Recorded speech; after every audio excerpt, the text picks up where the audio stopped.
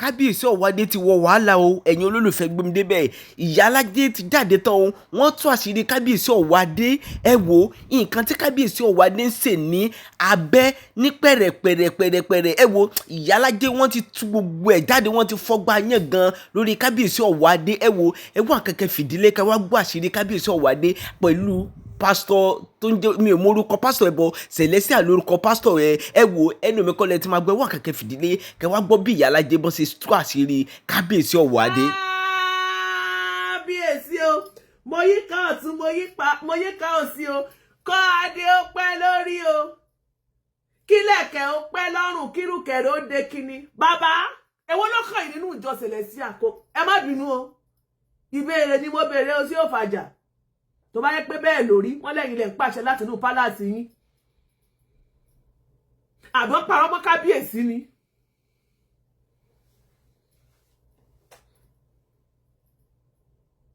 ṣé ẹ mọ̀ wípé gbogbo náà la mọ̀ pé kábíyèsí o gbogbo ẹ̀sìn làwọn ń ṣe Ògbóni náà ni kábíyèsí ìyẹn bàbá wọn ní ọ̀fìfẹ́ gbogbo wa la mọ̀ ọ̀rọ̀ wọn ni wọ́n pé kọ́ ọ̀rọ̀ ẹ̀yìn kọ́ bàbá ò sí fíbò ìṣẹ̀ṣe làgbà bàbá sì ṣe ìṣẹ̀ṣe rẹ̀ nífẹ̀ẹ́ ṣùgbọ́n ohun tó wá kan bó ṣe wá kíní yẹn ó wá dìsíkọ̀ ọ̀hún ara wọn bí àṣà ìyá túdì pé ọ̀rọ̀ wípé olùṣọ́ ó ń ṣe Ògbóni wọn wá kọ lẹ́tà sí pé kó yọjú sí task force olùṣọ́ wá dáhùn pé ọ̀nìfẹ̀ ní pé kó má wà ó ń sọ fún wa wípé ibi gíga pé àwọn tó lẹ́nu ń bẹ̀ ibi tó ń wà kì í ṣe ibi kékeré o.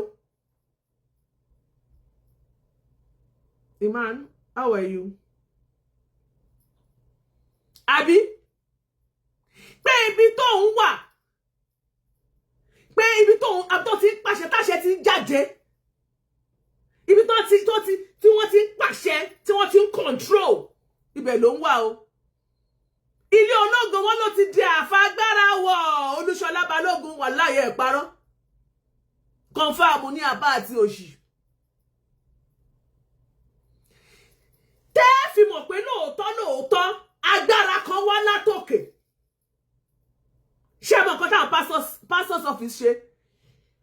Wọ́n wá transfer ẹni tó jẹ́ regional head God bless you Moshe Gold. Wọ́n wá transfer ẹni tó jẹ́ regional head Celestial Church of Christ ní Ọlọ́run ṣògo ní headquarter nílé Ifẹ̀. Pastor's office wá transfer ẹ̀ nítorí pé òun ló sign lẹ́tà òun ló kọ lẹ́tà yẹn òun ló sign lẹ́sẹ̀ gbogbo àwọn shepherd yẹn kọ òun ló wá sign sí. So ẹni tó sign sí lẹ́tà tí wọ́n fi sọ fún un wípé kí prophet Ogboni báwo la ṣe máa fún náà o olúwo Ogboni olúwo prophet Oyèbámijí Dámiláre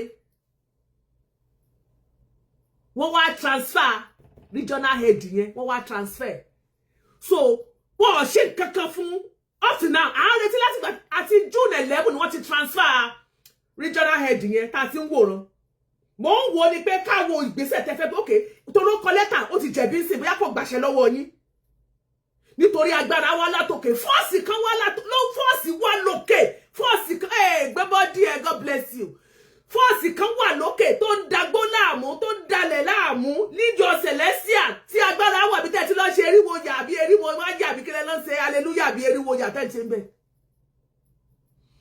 Fọ́ọ̀sì yẹn ló jí gbé agbára kalẹ̀ wọ́n transfer ẹni tó kọ lẹ́tà yẹn ni ìyẹn regional head yẹn wọ́n transfer ẹni tó ṣẹ̀ ó sì wà ní church ó ti ṣe shepherd nínú church. Pastor's office, I have a question for you. Èèyàn mélòó ló gbóni nínú yín pẹ̀lú tó ṣẹlẹ̀ yìí pastor's office ọwọ́ yín ò mọ́ pastor's office ọwọ́ yín ò mọ́ ẹ̀yin náà ń parọ́ pastor's office ọwọ́ yín ò mọ́ ẹ jáde síta ọwọ́ pẹ̀lú nǹkan ìgbésẹ̀ tẹ́ gbé yẹn tẹ́ transfer máa yẹn nítorí pé òun ló kọ lẹ́tà ẹ transfer ẹni tó ṣògbóni tí gbogbo wa ní tó pa kájà ẹ fi sílẹ̀. Pastor's office ọwọ́ yóò mọ́ olóògbóni lẹ́yìn náà tí ẹ bá ṣe pé olóògbóni ni yín ẹnìkan ṣe nǹkan tó kù díẹ̀ káàtó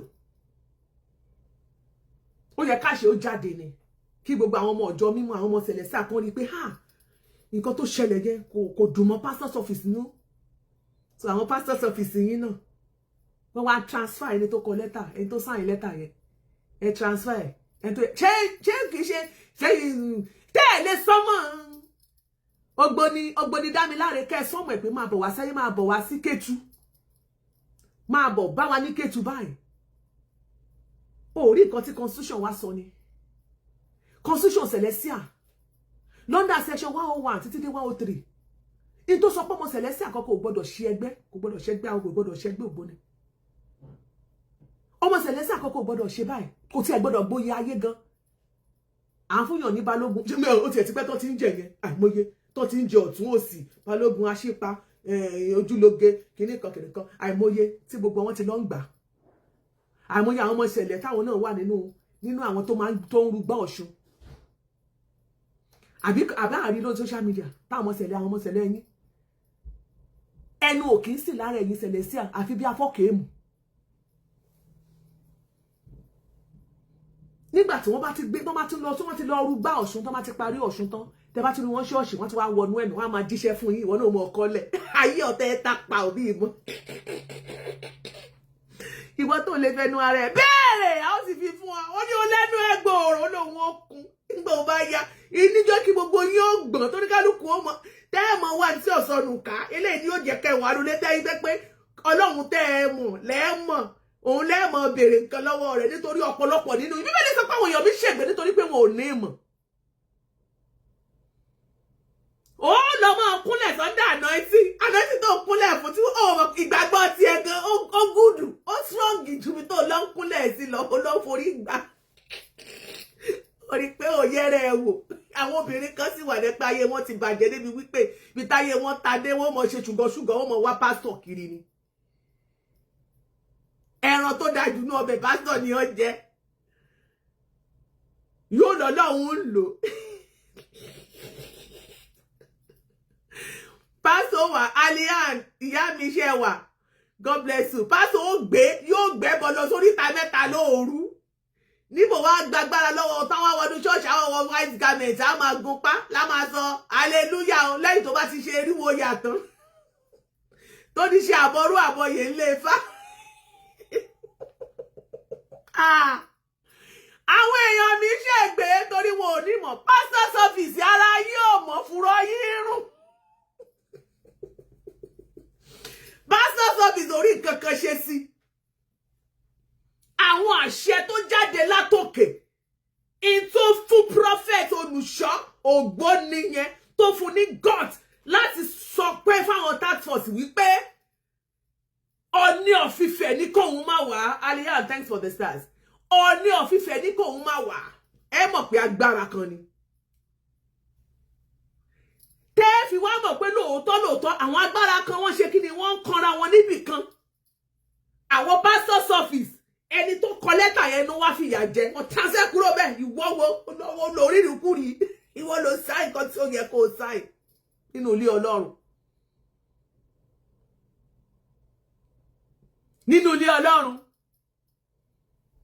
lẹ́nu jẹ́ mẹ́ta àwọn fọ́tò kan ó ń lọ káàkiri bí tá a ti rí bíṣọ̀bù kan tó ń kábàkábà tó ń fọ́mọ ọjọ́ rẹ̀ dọ́gì ẹ̀ẹ́dẹ̀ sọ fún wa pé dọ́gì dùnú sọ́ọ̀sì ṣe báwa náà bá ti mú choir stand àwọn kan oríṣiríṣi tó yẹ kẹ́ ẹ sọ fún wa já wa sí tipẹ́tipẹ́ já ń kó wa kí náà ní gbogbo ajá ń pariwo hallelujah à ń pariwo Jésù ni. máa sọ pé tó bá ti gbé ọwọ́ lé báyìí mérékù ó ṣẹlẹ̀ ẹ̀ẹ́dẹ̀ sọ fún wa pé ẹ ti dáfá tẹ́lẹ̀ pé ẹ ti gbẹ́bọ lórí ìta mẹ́ta páwọn ìyá mi òṣòròǹgà àwọn arógbá aṣọ má balẹ̀ yìí pé wọ́n ti gbẹ́bọ lọ́wọ́ yín kẹ́ tó wá ṣọ́ọ̀ṣì ẹ ti fún nǹkan ètùtù lẹ̀ ẹ sọ fún wa ẹ bá wá ṣọ́ọ̀ṣì ẹ mọ̀ dẹ́mọ́ ẹ mọ̀ lo kándù ẹ mọ̀ sọ pé kándù ẹni a mọ̀ wẹ̀nú ajáde àpẹẹrẹ ẹni ká mọ̀ ṣe gbá ẹni ká mọ̀ ṣe pọ́n ká mọ̀ gbégbá ọrẹ ká lọ ṣe ká ṣe dùkẹ́ ká gbégbá ọrẹ fún ṣọ́ọ̀ṣì mẹ́ta ṣọ́ọ̀ṣì méje ẹni ká máa jó ká mọ̀ kùrù bọ́ọ̀dì pé bẹ́ẹ̀ lógún ti ń sẹ́ ẹni pé ẹ gbádùn ẹ ṣe láhùn fún wa. tí ò bá sí àǹfààní tẹ̀ ń jẹ nínú ẹgbẹ́ Ògbóni ṣe é mọ́ lọ́bẹ̀ sì láhùn mo ń bọ̀ ẹ jẹ́ ká wo nǹkan tí bá olùṣọ́ kan sọ fún wa.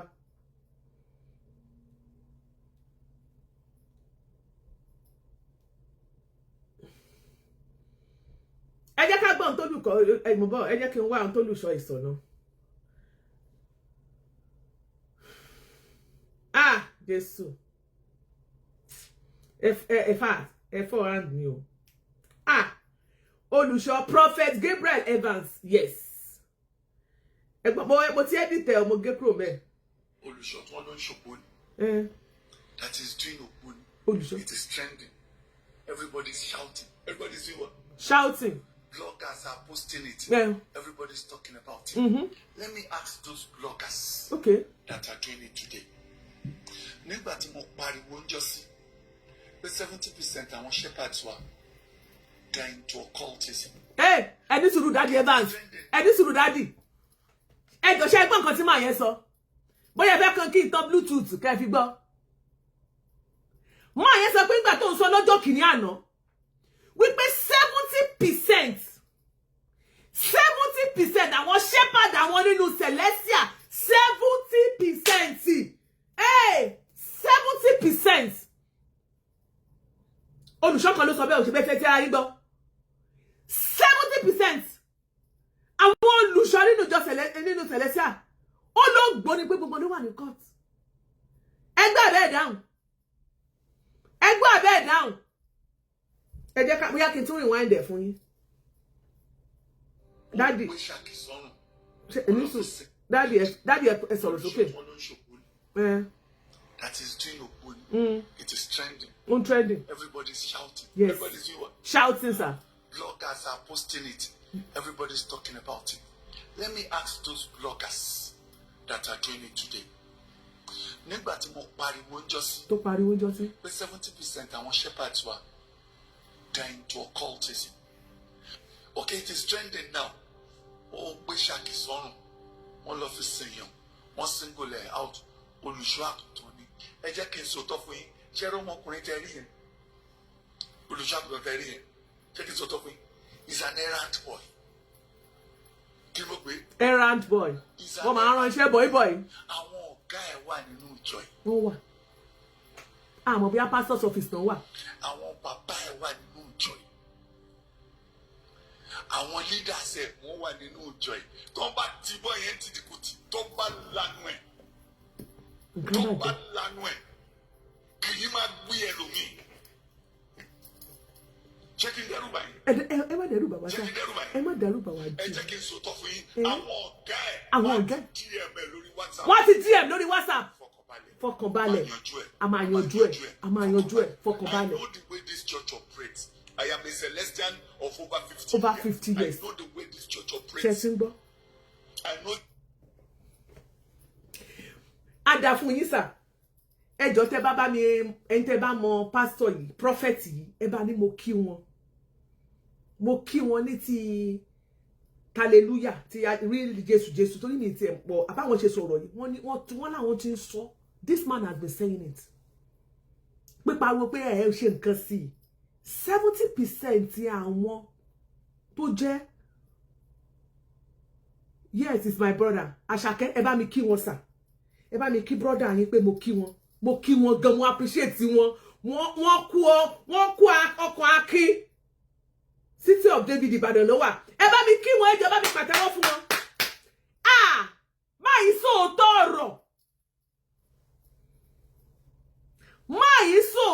ọ̀rọ̀. Wọ́n ní 70% àwọn olùṣọ́ gbogbo pátápátá ló wà nínú ẹgbẹ́ òkùnkùn. Wọ́n ló ti pẹ́ táwọn ti ń pariwo pé àwọn bloggers máa ń bú àwọn ni. Mi ò sí lára àwọn tó bú yín sá o dádì mi ò sí ńbẹ̀. Ọlọ́run ká ní mo bá mọ̀ gbà tẹ́ ẹ sọ yẹn èmi á ti kúkú kí yín lẹ́yìn èmi ò sí di àbòsí èmi ò sì kí yín lẹ́yìn. Pẹ̀lú àgbékalẹ̀ tẹ́ ẹ ṣe yìí wọ́n ti wá sọ fún wa yìí pé wọ́n ní bọ̀bọ̀ yìí wọ́n lọ ọmọ iṣẹ́ ló tún jẹ́. So definitely iṣẹ́ rí bí ìsìnkú tó lọ yàwọn kan ló máa rán tí ó lọ ṣojú gbogbo wọn ń bẹ̀.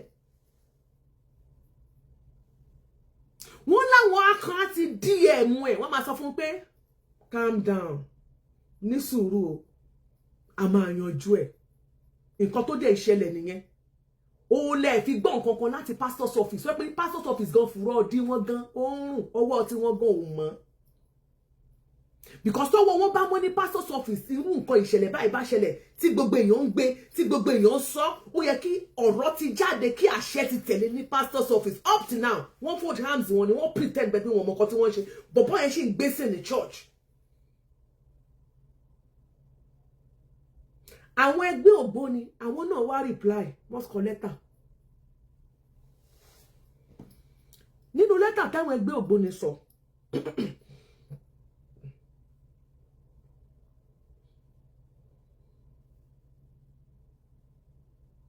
ọ̀rẹ́ mi ni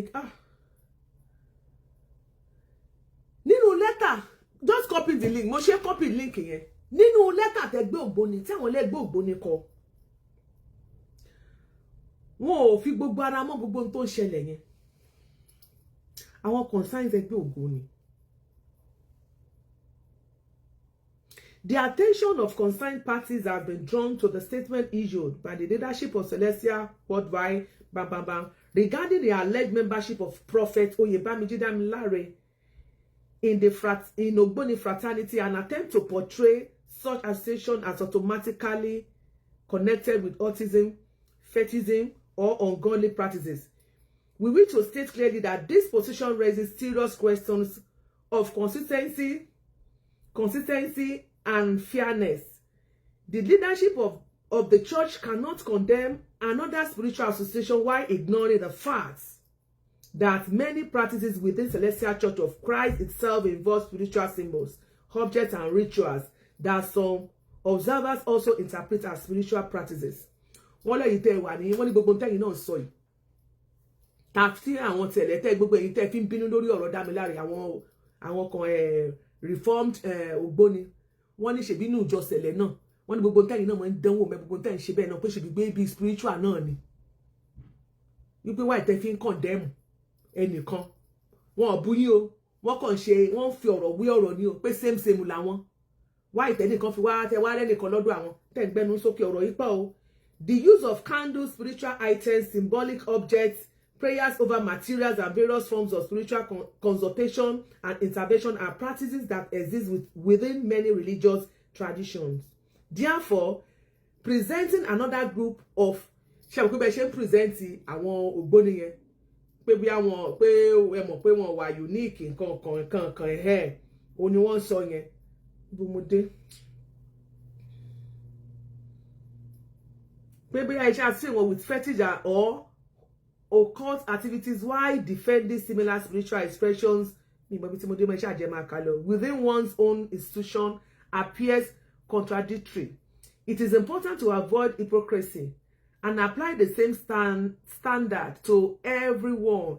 If the use of spiritual materials and symbolic practices is considered unacceptable, then such a principle must be applied consistently. One cannot condemn another person's spiritual affiliation while refusing to examine similar practices within one's own environment. Gbogbo nǹkan ṣe ní kúkúrú èdè lè máa condemn wọn. Wọ́n ní kẹ́ máa wo àwọn bẹ́ẹ̀ ni wípé èèyàn burú bí àpéjọpọ̀ tàwọn pé àpéjọpọ̀ bí nǹkan tí ò dáa ni bóyá bí nǹkan burúkú kẹ́ máa sọ bẹ́ẹ̀ àwọn òwà fẹ́tì kì í ṣe pé bóyá àwọn ń hùwà burúkú àbáwọn fi ń ṣèkà.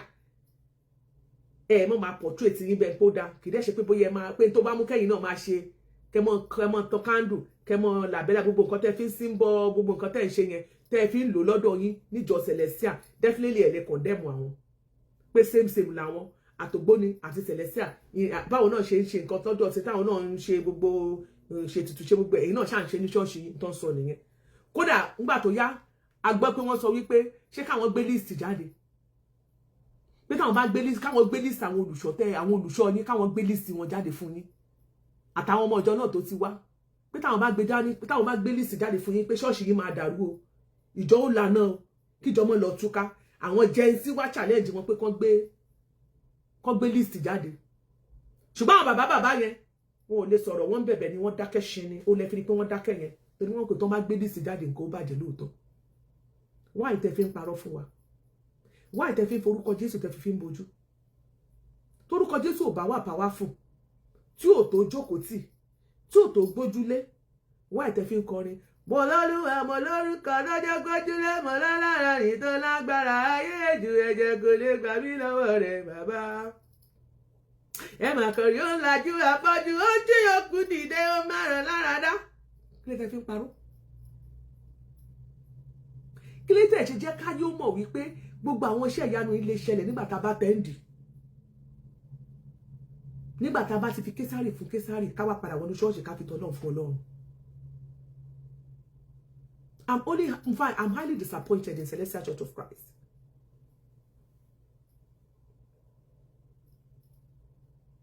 I'm highly disappointed in Celestial Church of Christ.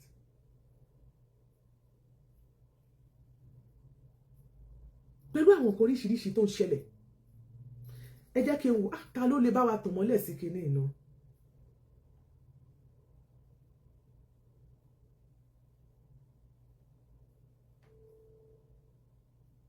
I'm highly disappointed. Ìyẹn ni wípé àwọn tó yẹ ká gbójú okùn lé gbogbo oníjọ Celestial gbogbo ilẹ̀ tí ń ṣògbó ni. Hello ṣé lè sọ̀rọ̀ kò mọ̀ bóyá Ògbóni lẹ́yìn náà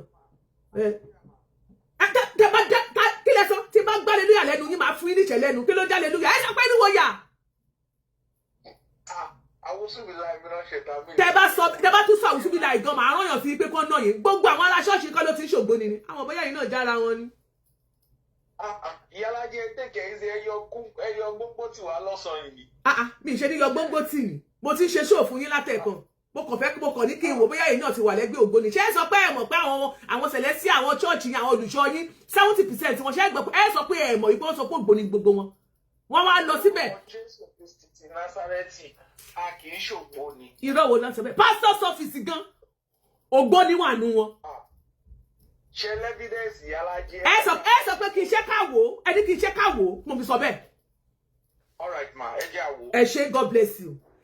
arákùnrin tó jẹ́ prophet Oyèbámijì Olúwadámiláre tí wọ́n rí nígbà bí tó ti lọ sí òkú tí wọ́n ṣẹgbẹ́ awo ìgbà tí wọ́n rí tí ó rí lórí social media àwọn shepherd tó wà nífẹ̀ẹ́ àwọn yòókù wọn ni òun ni wọ́n ṣèwádìí wọn rí wọ́n wá kọ lẹ́tà excommunication wọ́n wá kọ sí pastor's office àtàwọn tax office ohun tá a rí gbọ́ ni wípé wọ́n láwọn tax office invite máa yẹn ó ní àmọ́ bóyá òótọ́ ni o wọ́n ló sọ pé Ọọ̀ni ọ̀fìfẹ́ ní kò máa wà ṣùgbọ́n àwọn expect pastor's office látọjọ́ yìí kí wọ́n gbé ìgbésẹ̀ pastor's office lílé láti wá transfer regional head yẹn òun ni wọ́n wá gbé kúrò ẹni tó sign letter yẹn ni wọ́n wá gbé ẹ má gbàgbé pé wọ́n sọ pé Ọọ̀ni Ifẹ̀ ní pé kóun máa lọ kí ló fọ Ọọ̀ni ọ̀fìfẹ́ àti ṣọ́ọ̀ṣì yín tóun ló dá Celestial alẹ́ ni.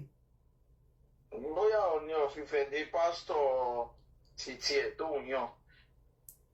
ẹ̀ tó ṣe pastor's office wọ́n ń bẹ̀rù Ọọ̀ni ọ̀fìfẹ́ ni wọ́n fi ṣe kankan mo fẹ́ mọ̀ ní o torí àbí wọ́n ti gbégbèsè táwọn ò mọ̀ ẹjọ́ ìlà wa lọ́yẹ̀ tìbí ẹjọ́ dárúkọ yín fáwọn èèyàn káwọn èèyàn mẹ́rin tó ń sọ̀rọ̀ pé ó yẹ kó yé yín ju àwa lọ. orúkọ tèmi ni Prophet Victor Laure láti Celestial Reality Check. Iyalaje ẹ kú iṣẹ́ ẹ kú ètò ìlú kó lè dáa. Ìjọ mímọ́ kì í ṣe ẹgbẹ́ awo, ìjọ mímọ́ kì í ṣe Ògbóni, ìjọ mímọ́ kò ń ṣe torí ẹni tó dá ìjọ yìí sílẹ̀ Pastor SBJ Ọ̀ṣọ́fà ní constitution tí wọ́n kọ fún ìjọ mímọ́ ní 1982 constitution yìí section 103 ibẹ̀ wọ́n sọ wípé ẹnikẹ́ni tó bá máa jẹ́ ọmọ ìjọ mímọ́ ó gbọ́dọ̀ kọ ẹgbẹ́ ayé àbí fraternity kò lè ṣe ẹgbẹ́ ẹni ẹgbẹ́ Ògbóni tàbí ẹgbẹ́ ìbílẹ̀ bíi ó tiẹ̀ lè jẹ́ oyè ìbílẹ̀ bíi Iyalaje courtroom ẹ lè jẹ́ oyè ẹ̀ tẹ́ bá máa jọ ọmọ ṣẹlẹ̀ ẹ lè jẹ́ oyè Ìyálóde ẹ má bínú. Iyalaje tèmi sọ̀rọ̀sọ̀rọ̀ ní o kì í ṣe oyè ayé o. Mo rò pé Iyalaje tó máa ń jẹ́ wélé wọn lórí. irọ́ o Iyalaje sọ̀rọ̀sọ̀rọ̀ ní o. So gbogbo àwọn Iyalaje yẹn wọn lè jẹ́ Ìyálọ́jà ìyá àpènà olúwo. ọmọ ṣọ́ọ̀ṣì yìí kan jọ̀túnba ọmọ ṣọ́ọ̀ṣì yìí tẹ̀lé kan jọ̀túnba ṣé láti ẹ̀kọ́ ni àbí 2025 ó jọ̀túnba recently ṣé mi ò rí ni. Iyalaje ó dàbọ̀ pé nǹkan tẹ̀ ń tú yìí ẹ̀kọ́ no mo rí màá ṣé kí n bá yín gbé picture jáde náà ó jẹ ọ̀túnba ọmọ ṣọ́ọ̀ṣì ọmọ sẹ̀lẹ̀ ni kí lẹ ṣe fún sá ṣé tó náà ara faṣọ bá yín wò èyí tààrà òkè sí lára yín bí afọkèémù. ẹ tẹ̀gẹ̀ yín sí ẹjọ́ ṣàánú ajé ẹ má dá business center irú báyìí. So nǹkan tó ṣẹlẹ̀ ni pé ẹni tó dájọ́ lẹ̀ ti sọ wípé ẹnikẹ́ni tó bá ṣe àwọn ẹgbẹ́ ògbóni àbí ẹgbẹ́ ayé ó gbọ́dọ̀ lọ resign nínú ẹgbẹ́ yẹn, maybe secret court ni o, maybe any cultist tàbí traditional whatever, èyẹ nìyẹn gbọ́dọ̀ resign. Tó bá ti fìyẹn lẹ̀ tó ti fi oyè ayé lẹ̀, gba ẹ ló máa ṣẹ̀ṣẹ̀ sọ pé ó darapọ̀ mọ́ ìjọ mímọ́ ti Kristi láti ọ̀run wá, nítorí pé wọ́n make reference lọ sí 2 Corinthians tó sọ̀rọ̀ wípé ìrẹ́pọ̀ kí ló wà láàrin òkùnkùn àti ìmọ́lẹ̀, pé ẹni tó bá máa jẹ́ ọmọ ìjọ mímọ́ kò gbọ́dọ̀ jẹ oyè ayé. Ṣùgbọ́n lóòótọ́ àti lódodo ní ọ̀pọ̀lọpọ̀ ègèrè ìbáwọn ṣe ń pa òwe yẹn pé kinní kan ti dàpọ̀ mọ́ kinní kan, ó ti dàpọ̀ mọ́ra wọn, ọmọ ti dàpọ̀ ní másì. Àwọn babaláwo, àwọn oníṣẹ̀ṣe, àwọn tó ń ṣe oríṣiríṣi ìjọ tó tù wọ́n lára jù láti fi kẹ́ra, láti jẹ́ káwọn èèyàn rò pé bóyá kìrìsìtẹ́nì ni wọ́n tó ń lọ jọ́ọ̀jì. ọmọ sẹ̀lẹ̀ rèé o tó lọ joyè, ọmọ sẹ̀lẹ̀ rèé o ẹ bọ́ sórí social media kẹ́ máa rí píṣọ̀ tí mo fi hàn yìí, ọmọ sẹ̀lẹ̀ rèé o ṣé ó yẹ ayé kọ́ ló lọ jẹ yìí, ẹ mọ̀ tara yín ṣé torí akàn máa ń rí yín tá a mọ̀ pretend bẹ́ẹ̀ pàrí gbogbo tó ń ṣẹlẹ̀ ni. Kì í ṣe gbogbo wa náà Iyalaje, ẹ tẹ̀kẹ̀ yín sí, kì í ṣe gbogbo wa, kì í ṣe gbogbo nǹkan yóò dáa, ìjọ mímọ́ lòdì sí, ìlànà lòdì sí, ṣùgbọ́n máa ń ṣẹlẹ̀, bó dẹ̀ ṣe ń ṣẹlẹ̀ náà la ṣe ń pariwo, la ṣe ń kéde, la ṣe ń sọ fún wọn pé kò dáa, àwọn nǹkan yóò dáa. Torí àwọn ìjọ tí ó fi àyè gba kéèyàn jẹ oyè ayé, àwọn ìjọ yẹn wà, àwọn chọ́ọ̀chì ìbílẹ̀ lọ pa constitution yín rẹ. But nínú ìjọ mímọ́ kò fàyè gbà á, tí ò bá dẹ̀ ti fàyè gbà á, ẹnikẹ́ni tó bá ń ṣe ó ti lòdì, nǹkan tó ń ṣe ti lòdì sí ìlànà tí ẹni tó dájọ́ sílẹ̀ fi lélẹ̀. Ṣùgbọ́n bí gbogbo olúkúlùkù ṣe ń mọlé yìí, bá ṣe ń rí náà là ń pariwo. Àwọn ẹgbẹ́ ògbóni ọ̀hún fún ara wọn gan, wọn ò sí ní síkírìtì mọ́, wọ́n lè ṣe nǹkan wọn confidently, wọ́n record ara wọn, wọ́n ní website, wọ́n ní social media handles, wọ́n wà lórí Instagram, wọ́n wà ní TikTok, wọ́n wà everywhere. So nísìnyí ẹni bá máa ṣògbóni tí ò bá wà confident pé ògbóni lòún fẹ́ ṣe, kó má tọ́ àwọn èèyàn jẹ pé òun fi orúkọ Jésù máa olùṣọ́ yẹn sì ó lóun wòlíì, ó dẹ̀ níwọ̀ olùṣọ́ àgùntàn, ó dẹ̀ ń ṣorí ọ̀fẹ́ láwọn ọmọ ọ̀jọ́ lórí, ó dẹ̀ máa wàásù fún wọn pọ́mọ̀jọ́ mọ́ kì í ṣe ẹgbẹ́ awo, kì í ṣe ẹgbẹ́ ilédì, kò ń ṣe gbá, kò ń ṣàwọn ìwọ́ fún ara ẹ̀ tó dẹ̀ lólùṣọ́ àgùntàn, ó rẹ̀ kẹ̀tẹ̀ sínú oyè yìí. So ó kún díẹ̀ káàtó, àti rí ìgbésẹ̀ tí àwọn head office gbé o, torí the only response tá a rí ni pé àwọn bàbá àjòfì wọ́n respond pé àwọn endorse excommunication letter tí àwọn regional ní Ilé Ifẹ̀ tí wọ́n fún olùṣọ́ yẹn.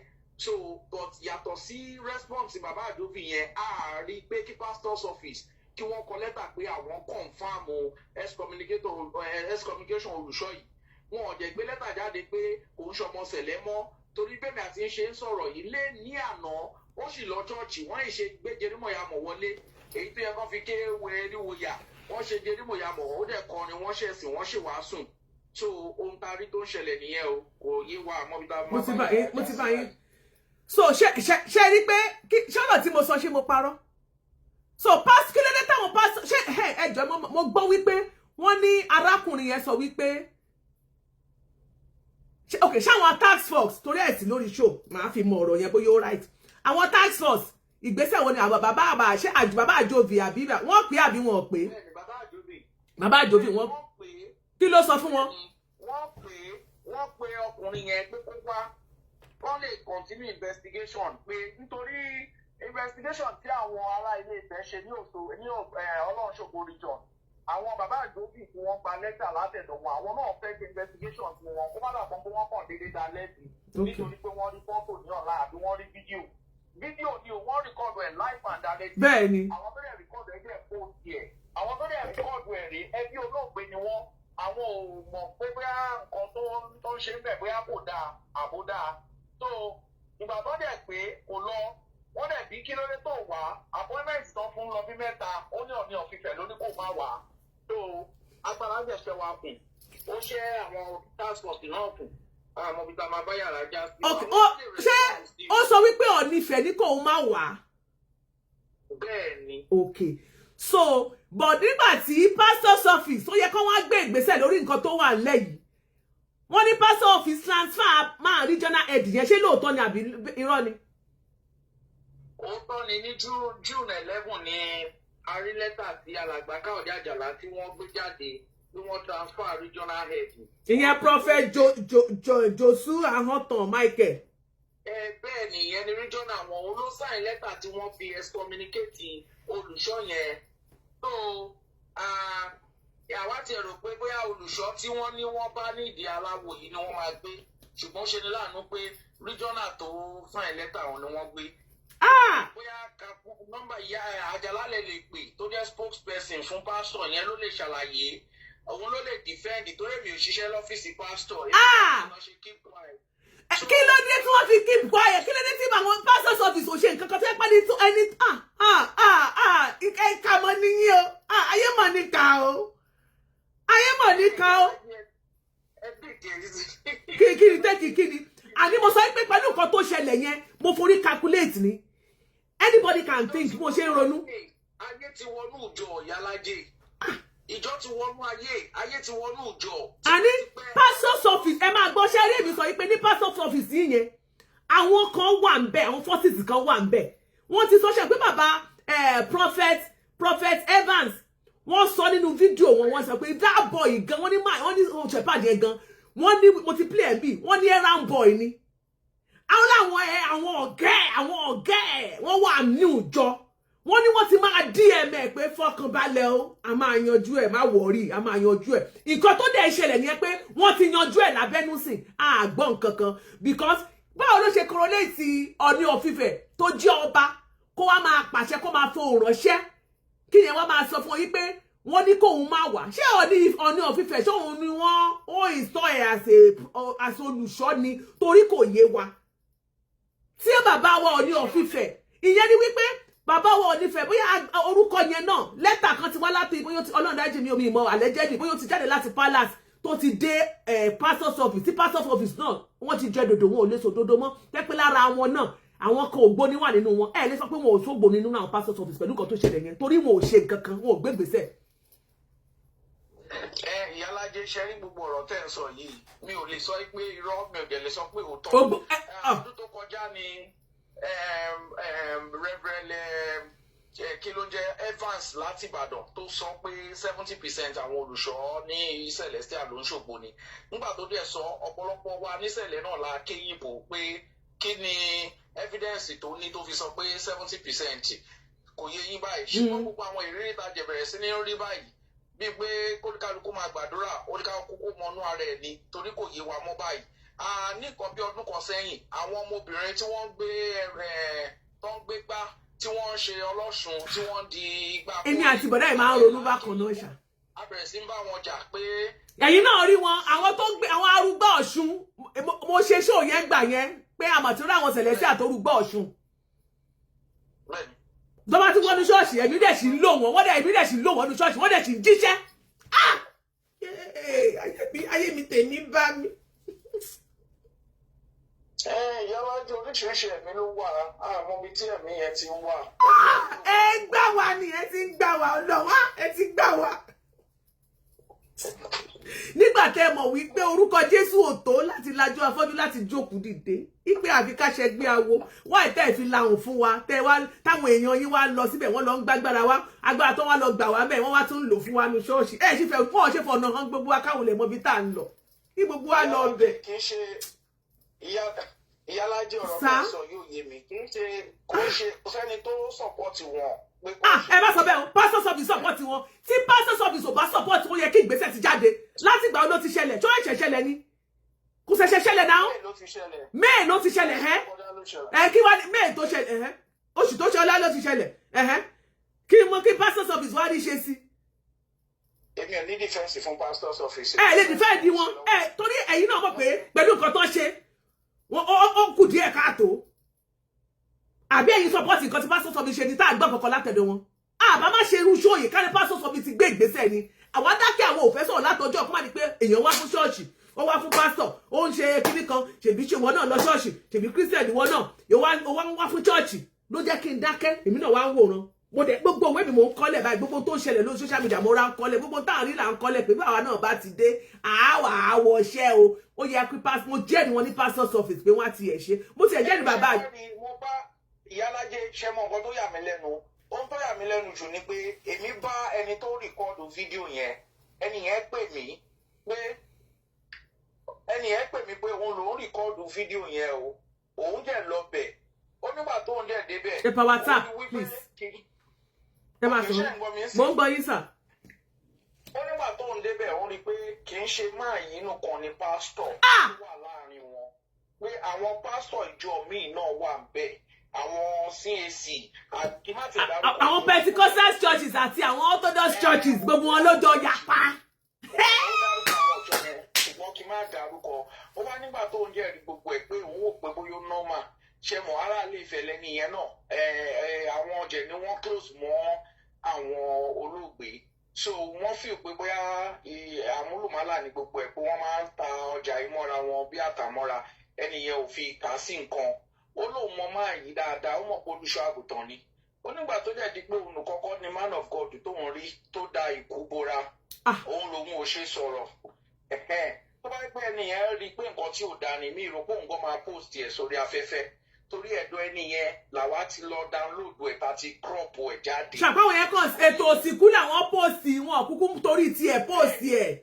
bẹ́ẹ̀ni bẹ́ẹ̀ni. àwọn tó dẹ̀ ṣòkú ẹ̀yin ṣé àmọ́ bóyá bàbá ni ẹ̀yin wọn á dá o. bàbá ni. ẹ̀yin bàbá dá o.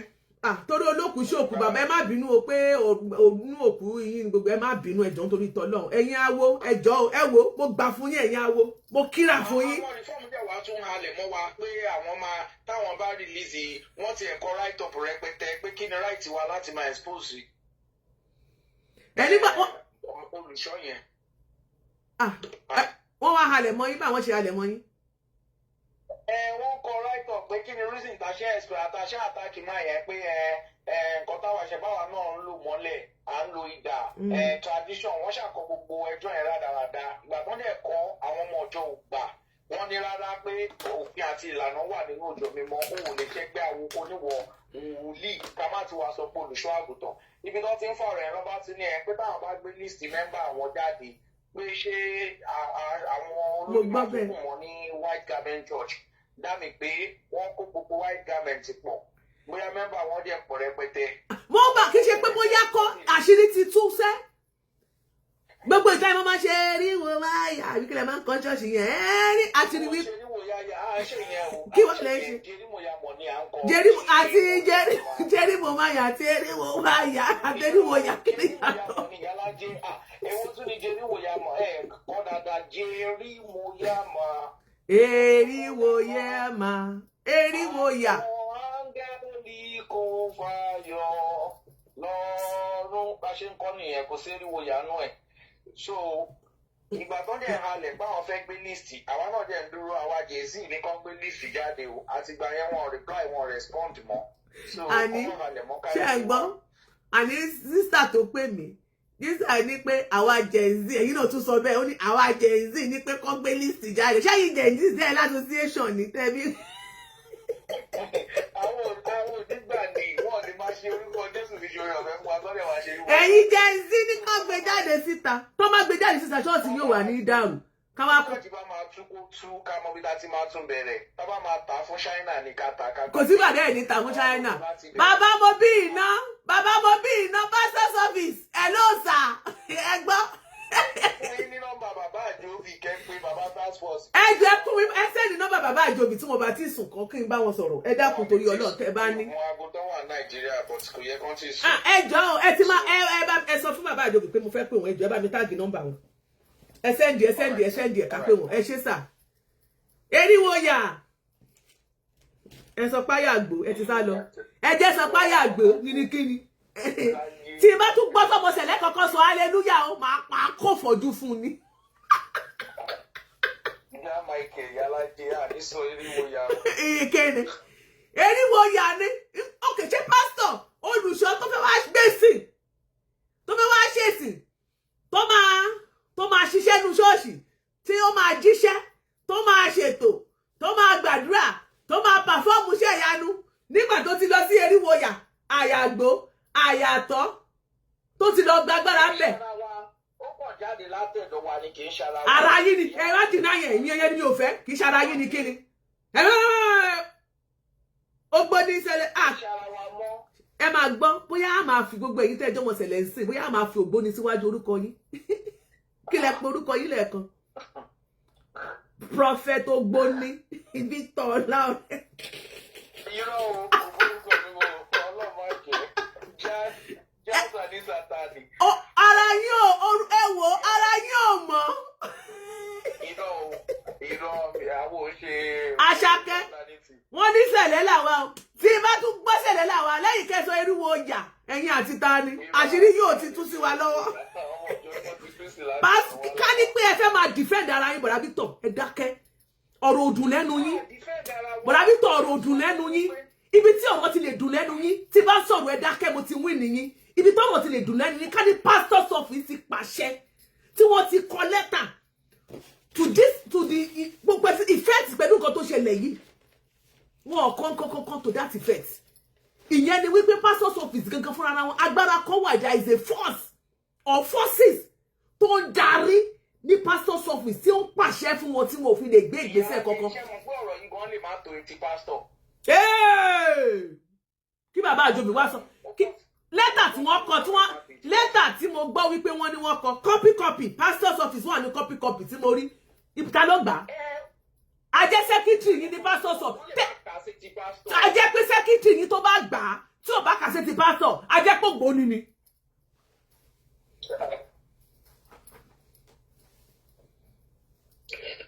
Iyalaje. Òótọ́ ni mo sọ fún yín tí pastor's office bá gba lẹ́tà yẹn tí wọn ò bá fi kà á sí etí bàbá abobi iná ẹni tó gba lẹ́tà yẹn tó ń rún mọ́ra tí ò jẹ́ kí wọ́n mọ̀ yẹn Ògbóni ni.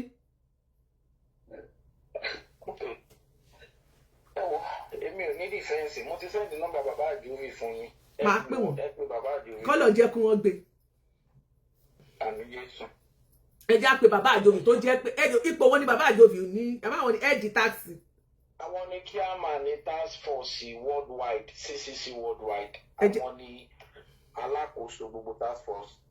Wọ́n á lè ṣàlàyé ìgbésẹ̀ tó ń gbé lórí ẹ̀. Ó dáa ẹ jẹ́ ká gbọ́ Ọlọ́run kú sùúrù Mr. Abídèmí mọ̀mí Abídèmí ni ẹ ṣe sà ẹ ṣe o àṣírí yín tú ọ ní sàtì yín àwọn ẹgbẹ́ Ògbóni 70%.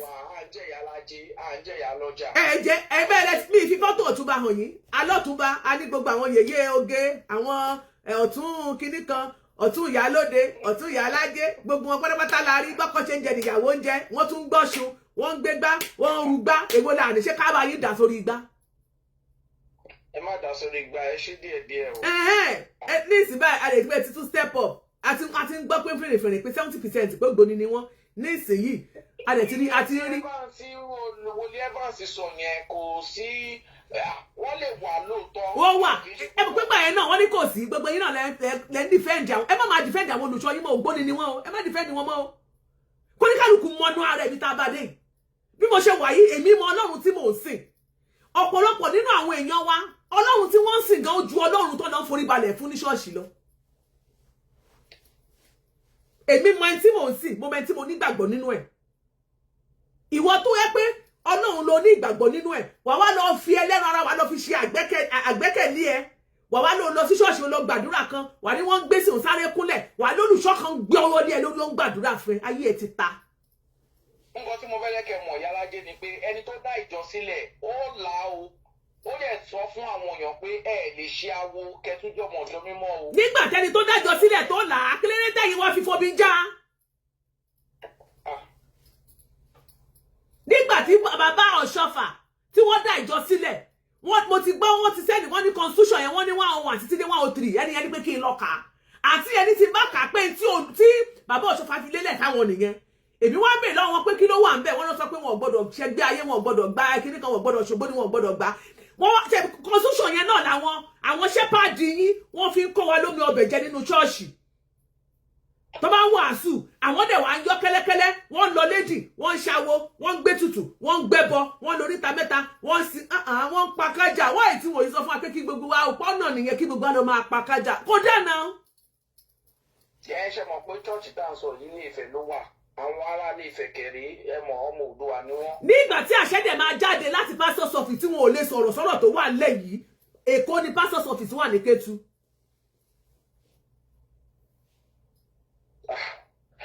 ẹ jọ pé Iyalaje Sá, mi ò lè take it easy pẹ̀lú yín. Ṣọ́ọ̀ṣì wo ló wà ńbẹ̀? Èṣọ́ àní tó tá a bá ti mú báyìí la máa sọ. Eriwoya, ṣọ́ọ̀ṣì Eriwoya là ń sọ̀rọ̀ ẹ̀ lọ́wọ́lọ́wọ́ báyìí. Eriwowaya. ó ṣe bẹ́ẹ̀ lọ Iyalaje ẹjọ́ nẹ́tíwọ̀kì ò dá mi ò gbọ́ yín mọ́. Ẹ máa lọ àpòsílẹ̀ bá bẹ̀tẹ̀ bàbá gbà àkúkú mọ̀ àmọ́ bóyá yìí náà wà lára wọn. Ẹ jẹ́ kúrò lórí fóònù fún mi o a ti ń dá gbogbo yín mọ̀ ẹ jọ ẹ tẹ́ bá ní fọ́tò mi tẹ́tẹ́ yìí náà ti pa kájà ẹ lè sẹ́ndì ẹ̀ sí wa ká bá yín jù sórí afẹ́fẹ́. Iyalaje Sá. Ọlọ́run máa jẹ́ lórúkọ Jésù. Àwọn olùṣọ́ yìí sọ jù bá ń lọ. pọ̀ láàrin òkùnkùn àti ìmọ́lẹ̀. A ti gbọ́ ẹ ṣe ẹ kúrò lórí fóònù fún wa. Ṣé ẹ ti gbọ́ ẹ jẹ́ ká kúrò lórí fóònù fún wa àwọn ọjọ́ ṣẹlẹ̀. Ó ń defend lọ́jọ́ kìíní àná àwọn náà wà lára tó ń defend pé àwọn ṣẹ̀ ó ń defend wọ́n máa defend Celestial pé irọ́ kò rí báyẹn nígbà tí máa pásítọ̀ yẹn sọ wọ́n wà mọ̀ èmi mọ̀ pé reality wọ́n fẹnu sọ wọ́n láwọn gan defend àwọn olùṣọ́ wọ́n defend àwọn olùṣọ́ wọn ní ìsìn ojú gbogbo wọn ti já pastor's office kò lè sọ̀rọ̀ nítorí pé agbára fọ́ọ̀sì kan wà tó ń darí wọn ní pastor's office àṣẹ ti ń jáde.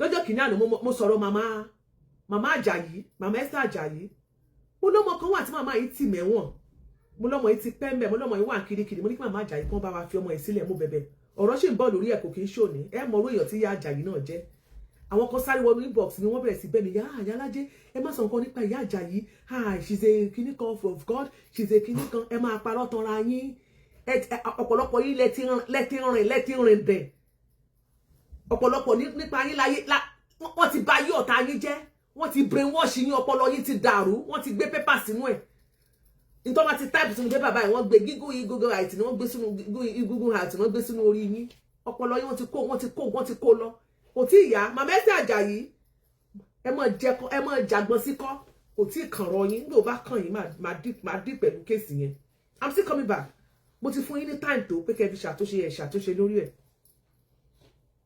mi ìfẹ́ sọ kankan tó rọrọ̀ yẹn wà ní court kẹ wá mọ orí èèyàn táwọn pípò yẹn jẹ́ Bíbélì kan sọ ní gbogbo àwọn tó ń sọ pé ń pè mí Olúwa pé irọ́ ni irọ́ náà pa gbogbo wọn pátápátá ọ̀pọ̀lọpọ̀ nínú wọn ẹ̀wò bíi tíìnì báyìí ni wọ́n tá a bá ti mú mi tán ike ìyá sọnù ni ọ̀pọ̀lọpọ̀ nínú àwọn tó pera wọn ní pastors yẹn ní wòlíì mo ń bọ̀ ìyá Esther Àjàyí òní ìṣọjọ́ ọ̀rọ̀ tiyín fáìlì ò sí lórí tébù mi ní ìsìn mo ń kúkú ẹ lọ́wọ́ nígbà ó bá jiná mo sọ pé pípadà tí mo padà báyìí ìpadà bá Abidjan mi ò dá ẹ jẹ́ káwọ̀ bóyá bàbá yìí máa gbé lẹ́tà mi nọ́mbà méjì lẹ́sẹ̀ nàbẹ́ yọkan ókè yọkan náà ni. àwọn ọmọ ọjọ́ Celestial ọ̀pọ̀lọpọ̀ nínú yín lẹ́ẹ̀mọ̀ nǹkan tẹ́ gbà ẹ máa lọ sí church ẹ mọ̀ forí balẹ̀ tí bàbá bẹ́ẹ̀ bá padà tà máa pe normal call wà láì bóyá nìkan yìí sọ fún yín pé kẹ́ ẹ mọ̀ gbé máa pe normal call bàbá àjọbì tẹ́ ẹ bá fẹ́ ṣẹ̀ mí kẹ́ wá ṣàlàyé tó ṣẹlẹ̀ ẹ jẹ́ àpè wọn ní normal call àwọn ò náìsí o àgíra ṣènáwó ẹ jẹ́ kí n save ẹ̀ náà.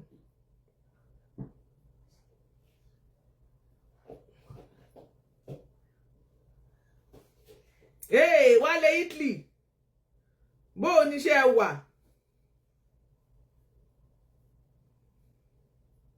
ẹ ò mọ̀ tanra yín mọ́ close my door maye eriwo wáyà eriwo yà wọ́n máa pariwo pé eriwo wáyà làwọn ń kọ ẹ máa tanra yín. ẹ jẹ́ kí n wá àjòvì ṣé tí mo fi kọ́ ni spelling ẹ jẹ́ orúkọ báyìí tí ò fi wá ok contact ló yẹ kí n ti wá ẹ jẹ́ àwọ̀ contact káwọ̀ bàbá yìí o ṣé ẹ bínú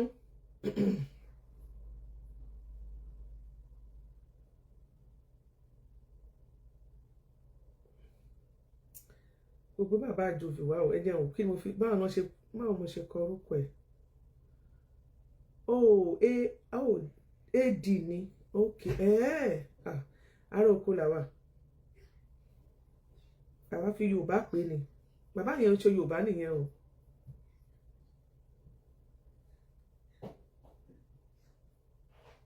Ó ti gbé wá ẹ jẹ́ ká pè wọ́n lórí normal call.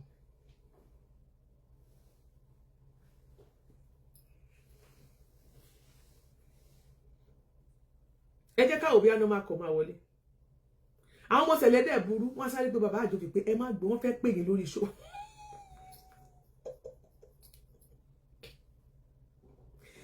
Wọ́n pe bàbá àjòjì lórí fóònù pé bàbá ẹ má gbé o. Bishop Samuel bó oníṣẹ́ wà nọ́mbà bàbá àjòjì ò lọ kí ló dé ẹ̀yin ọmọ ṣẹlẹ̀ kí ló dé kò sí wàhálà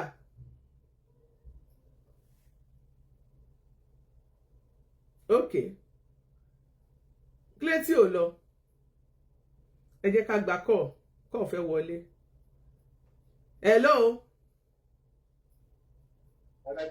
Sá, ẹ ti wà lórí ètò. Iyalaje o. Ma. Hello, mo máa ń gbọ́ iṣẹ́ ìgbọ́ wa ni. Hello, ẹ ti wọlé. Hello. Èyí tẹ́ bá fẹ́ pè ẹ́ lórí ọ̀fẹ́ láti pè wọlé o nọ́mbà bàbá àjòjì ò lọ o.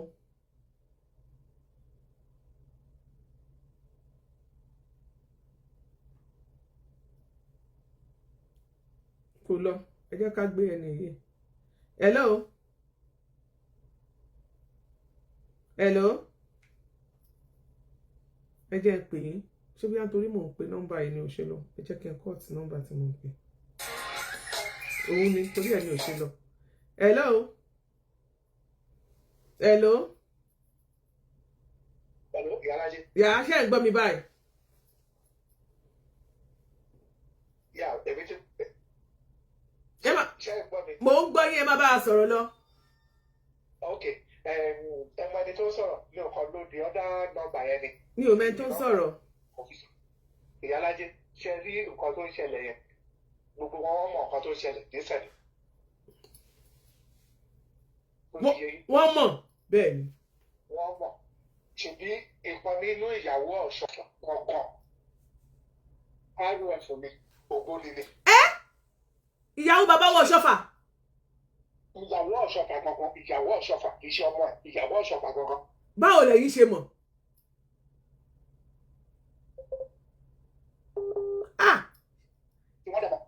Ẹ ló sà ẹ má rọ́ọ̀ṣì ẹ ní sùúrù. Mo ní báwo lẹ ṣe mọ̀? Ó jáde síta, ó jáde síta. Àbí Ògbóni lẹ́yìn náà ni.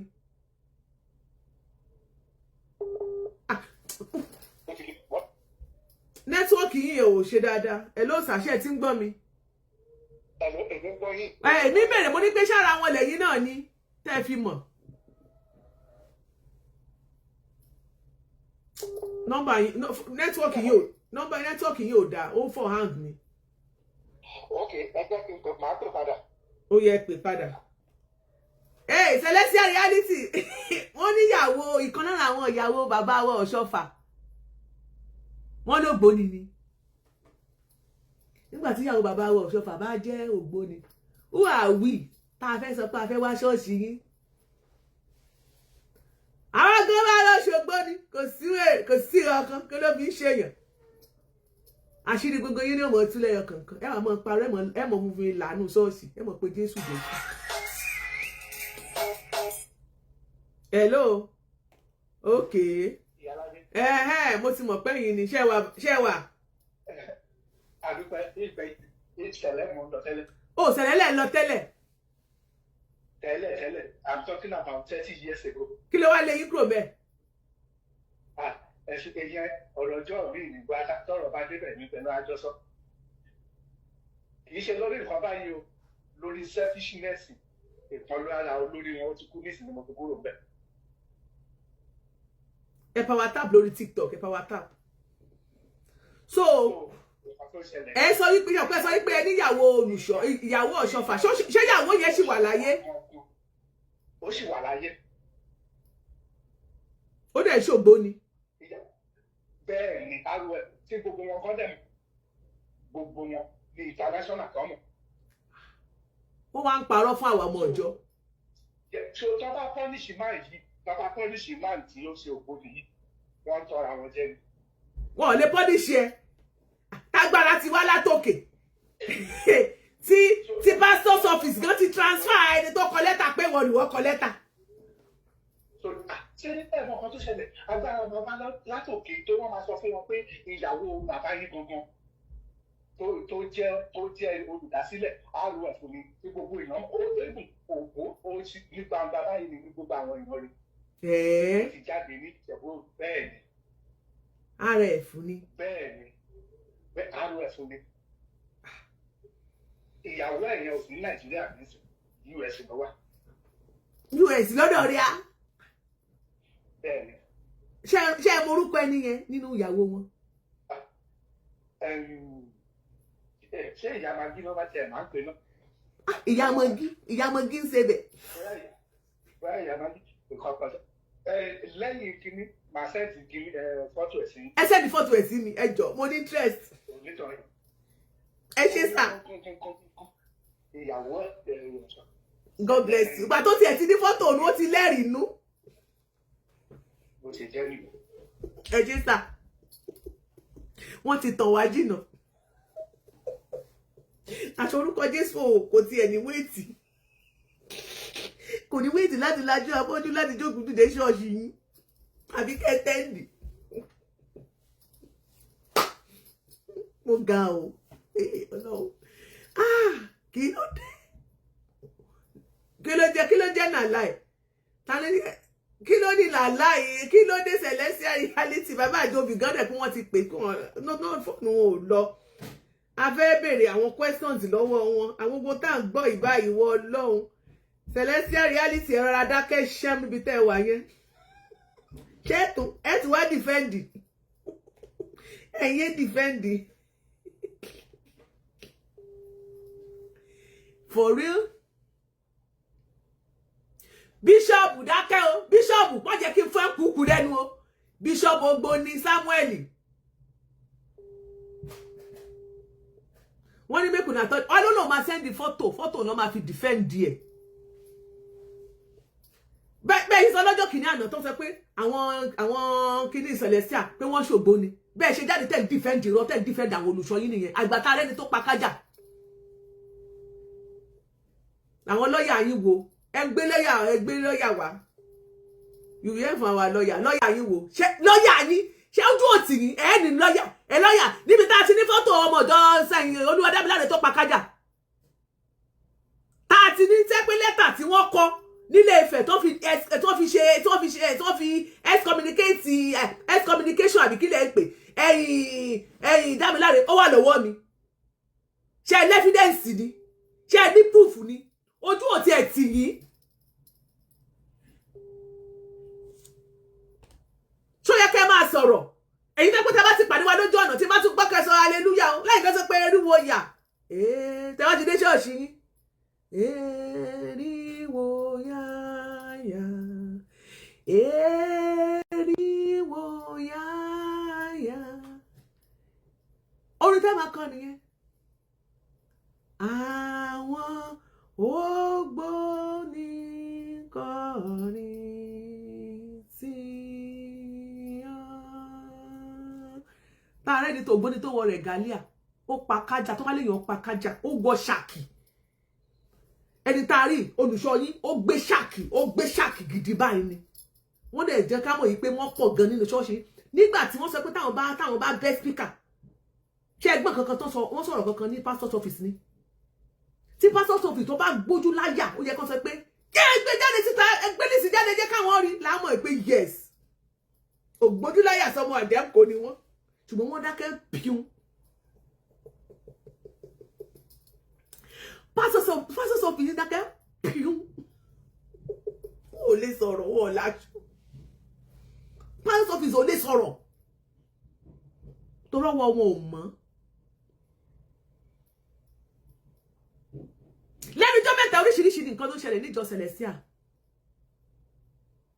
Olùṣọ́ kan kú ní Chicago, olùṣọ́ Ọlábọ̀dé àbí kí ló ń pe olùṣọ́ tó kú yẹn ní Chicago. Àwọn bóyá àwọn náà bóyá ọmọ ẹgbẹ́ ni o àgbọ̀ nínú òwe tàn páwọn ti ẹ̀ṣẹ̀ gbẹ́, ṣùgbọ́n gbogbo story tá à ń gbọ́ nípa ìyàwó òkú díẹ̀ ká tó ìyàwó olùṣọ́, àwọn ará àjọ gan sọ fún wa wípé ìyàwó olùṣọ́ gan ti sọ olùṣọ́ di gbẹ̀wù dání nígbà tí ká lólùṣọ́ yẹn bá ṣàwo ni ìyàwó ẹ̀ ń gbọ́ ò ní sọ di gbẹ̀wù dání. ìyàwó olùṣọ́ sọ olùṣọ́ di gbẹ̀wù dání. Ọkọ kú gan kò sọ fáwọn fámìlì ọkọ pé àwọn fámìlì kò sọ fẹ́ bí kò sọ fárọ ẹbí fámìlì ọkọ, àwọn àbúrò, àwọn ẹ̀gbọ́n, àwọn ìyá, àwọn gbogbo fámìlì, àwọn baálẹ̀ bẹ̀rẹ̀ wọn pé ọkọ òun máa kú o tó jọmọ yín o yóò dá sínú. Àṣàkáṣà pọ̀ nínú ẹ̀yin ọmọ bí ò bá bí ṣẹ́pàdì ò bá ṣe tí ọ̀dà ìyàwó ṣẹ́pàdì ni ó ṣe tí ọ̀dà, àwọn ọmọ ọjọ́ náà wà kí lẹ́yìn wọ́n mọ̀ ọ́rù gbá lọ́sùn. Pick my call Bishop ẹ pè sórí ẹ jẹ́ fún nọ́mbà tẹ́ máa pè sí, ẹ jẹ́ wò nọ́mbà tẹ́ lè pè mí sí òun náà ni 317 ẹ̀rin èjì ẹ̀sán